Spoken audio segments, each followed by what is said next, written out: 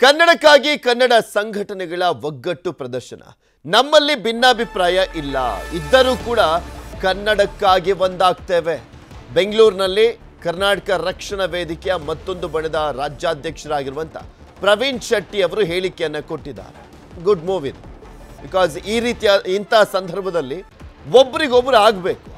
ಅದು ಕನ್ನಡ ಹೋರಾಟಗಾರರು ಒಂದೊಂದು ತಂಡ ಬೇರೆ ಬೇರೆ ಗುಂಪುಗಳು ಆ ರೀತಿಯಾಗಿದ್ದಾವೆ ಹೌದು ಕೂಡ ಅದು ಆದರೆ ಈಗ ಕನ್ನಡ ಪರ ಹೋರಾಟಗಾರರು ಆಗಿರುವಂತ ನಾರಾಯಣ್ ಗೌಡ್ರನ್ನ ಬಂಧಿಸಿರುವಂತ ಈ ಸಂದರ್ಭದಲ್ಲಿ ಮತ್ತೊಬ್ಬರು ಕರ್ನಾಟಕ ರಕ್ಷಣಾ ವೇದಿಕೆಯ ರಾಜ್ಯಾಧ್ಯಕ್ಷರಾಗಿರುವಂತ ಪ್ರವೀಣ್ ಶೆಟ್ಟಿ ಅವರು ಇದನ್ನ ಖಂಡಿಸಿದ್ದಾರೆ ನಾವು ಪಲ್ಕ ವಿಚಾರವನ್ನ ಸರ್ಕಾರ ಮಾಡಬೇಕು ಬದಲಿಗೆ ಕನ್ನಡ ಹೋರಾಟಗಾರರನ್ನ ಬಂಧಿಸಿದ್ದಾರೆ ನಿನ್ನೆ ನಡೆದಂತ ಘಟನೆ ಖಂಡಿಸ್ತೇನೆ ಅಂತ ಹೇಳಿದ್ದಾರೆ ಪ್ರವೀಣ್ ಶೆಟ್ಟಿ ಅವರು ಬಿಡುಗಡೆ ಮಾಡಬೇಕು ಆತ್ಮೀಯ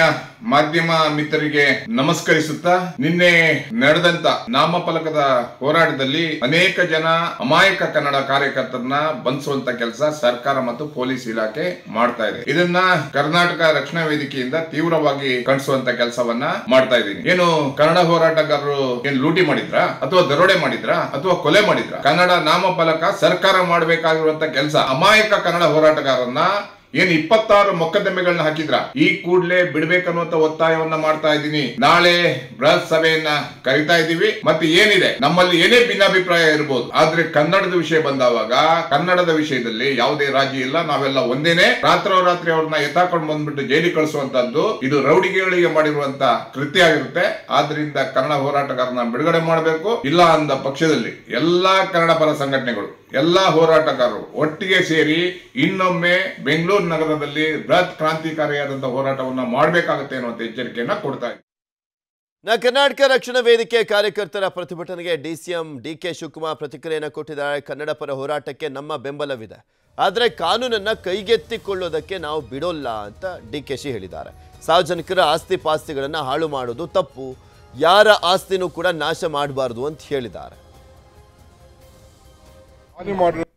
ಕನ್ನಡನ ಉಳಿಸ್ಲಿ ಬೆಳೆಸಲಿ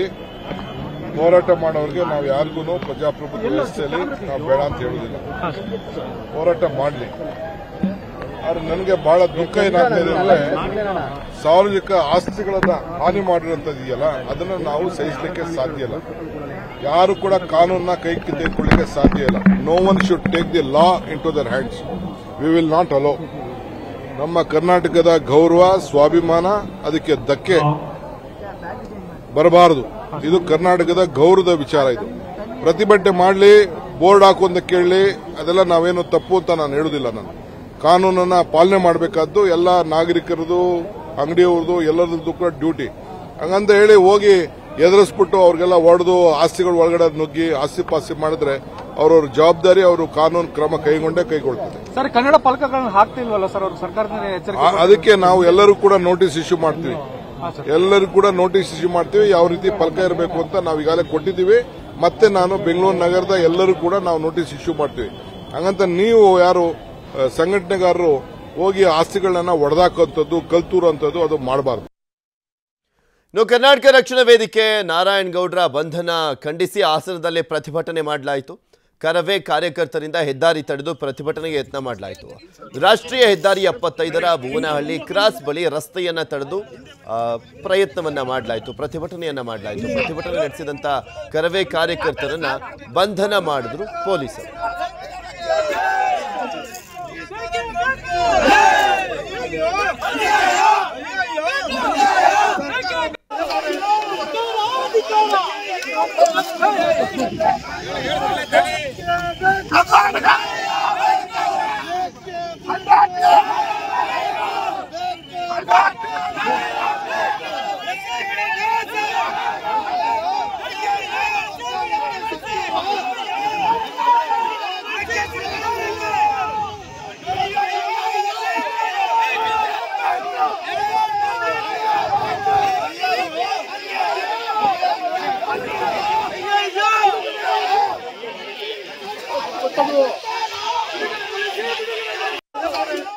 ಕನ್ನಡಿಗರ ಮೆಚ್ಚಿನ ನಿಮ್ಮ ನ್ಯೂಸ್ 18 ಕನ್ನಡ ಈಗ ವಾಟ್ಸ್ಆಪ್ನಲ್ಲಿಯೂ ಲಭ್ಯ ಕರ್ನಾಟಕ ಮತ್ತು ದೇಶ ವಿದೇಶದ 360 ಡಿಗ್ರಿ ಸುದ್ದಿ ವಿವರವನ್ನ ನೀವು ನಿಮ್ಮ ಕೈ ಬೆರಳುಗಳಲ್ಲಿಯೇ ಪಡೆಯೋದಿಕ್ಕೆ ಈ QR ಕೋಡ್ ಅನ್ನು ಸ್ಕ್ಯಾನ್ ಮಾಡಿ ನಮ್ಮ ಚಾನೆಲ್ ಅನ್ನು ಫಾಲೋ ಮಾಡಿ ನೋಟಿಫಿಕೇಶನ್ ಆನ್ ಮಾಡಿ.